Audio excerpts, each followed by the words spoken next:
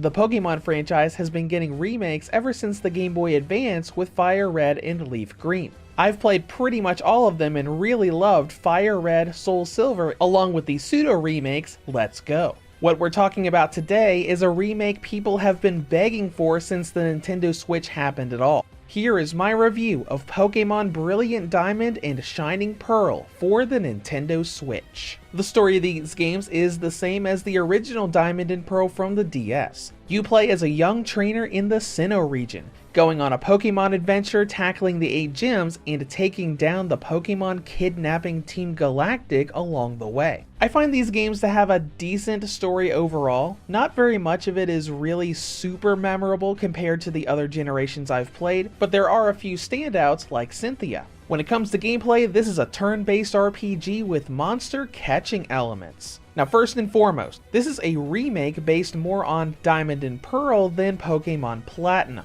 We don't have Giratina's Distortion World, but they added a lot more in the post-game, which we'll get into later. Outside of that, these are strictly faithful remakes. All Generation 1 through 4 Pokemon are available, but nothing Generation 5 and onward can be caught. Despite this restriction, there are some good changes here. HMs are now used by wild Pokemon like in Sun and Moon, and it pokes a little bit of fun at Bibarel being a quote-unquote HM slave from those older games. They also brought back my favorite feature in the franchise. Every Pokemon you catch can follow you, though the size doesn't stay the same. They are a bit chibi-fied to not take up too much space. One of the biggest parts of the main game, however, is the Grand Underground, a set of dungeons for single player or multiplayer that can be accessed from anywhere on the map. This is essentially a big maze full of rooms of Pokemon that wander around on the map that you normally can't catch in Sinnoh proper, like the Ralts and Houndour lines.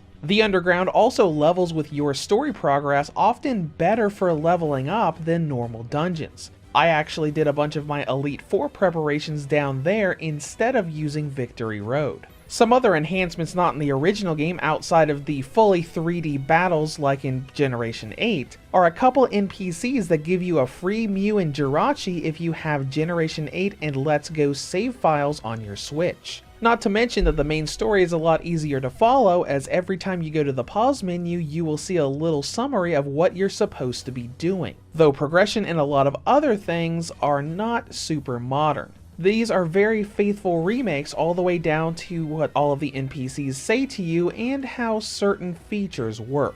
For example, TMs have limited use again, and many sought after non-legendary Pokemon are locked to the National Dex, aka the post-game. A couple examples that I was particularly sad about being Eevee and Phoebus, aka Milotic. Being faithful remakes, it's also worth noting that Mega Evolutions, Z-Moves, and Dynamaxes are also not here. It's just like when you played Diamond and Pearl back in the day, but with the Super 3D battles instead of what the DS had. And another thing that has not changed is the fact that Generation 4 is extremely difficult to play through. Not necessarily from wild encounters into normal trainers, but when you get to the gym leaders and their ace Pokemon, they can easily devastate you even when you're well prepared. Just take a look at my Nuzlocke graveyard that was mostly decimated just by Maylene's Lucario on its own. And let's not forget that the famed Cynthia battle in this game is filled with a team with perfect IVs. Speaking of reaching Cynthia, this is still a lengthy adventure. The main story took me about 24 to 25 hours, though a few of those were me level grinding my backup team before Maylene wiped me the second time and I gave up on that Nuzlocke run.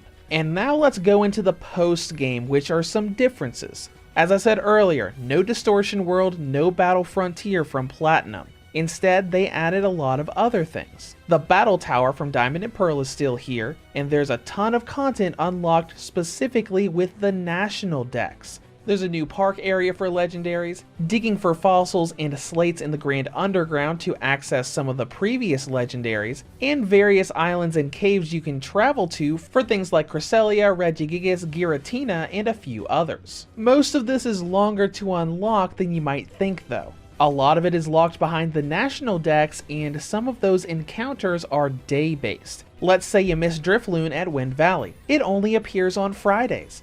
If you beat the Elite Four on any other day, you have to wait to get that one part of the Pokédex to unlock all of that extra stuff. Not to say the game's post-game stuff is bad, it's just that they made a lot of modern changes in some areas and not so many in other areas. Next, let's dive into presentation.